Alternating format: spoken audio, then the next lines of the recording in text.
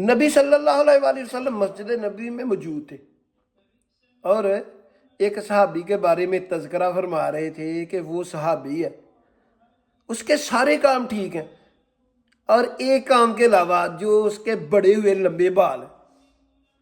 نبی صلی اللہ علیہ وآلہ وسلم نے تذکرہ فرمایا، محفل ختم ہو گئی، صحابہ اس سے ملے ہیں، ملنے کے بعد اس سے کہا کہ نبی رحمت صلی اللہ علیہ وآلہ وسلم تمہارے بارے میں تذکرہ فرما رہے تھے اور کہہ رہے تھے کہ تمہارے سارے کام ٹھیک ہیں بجائے تمہارے لمبے بالوں کے۔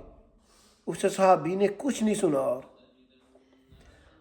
خنجر پکڑا اور اپنے لمبے بال کاٹ دیے، چھوٹے کر لیے۔ اور ہمارا کام ہے ہم کڑیوں کی طرح لمبے بال رکھتے ہیں اور مونچھیں اتنی بڑی رکھتے ہیں کہ وہ نیچے آ جاتی ہیں۔ نبی صلی اللہ علیہ وآلہ وسلم مسجد نبوی میں صحابہ کی لمبی مونچھوں پر مسواک رکھی اور نیچے سے مونچھیں کاٹ دیں۔ جب تم کس سے محبت کرتے ہو اسی کی طرح بولنا شروع کر دیتے ہو، اسی کی طرح اٹھنا بیٹھنا شروع کر دیتے ہو، اسی کی طرح کپڑے پہننا شروع کر دیتے ہو۔ یہ ایک انداز ہے محبت کا۔ دعاؤں میں یاد رکھیں۔ اللہ حافظ۔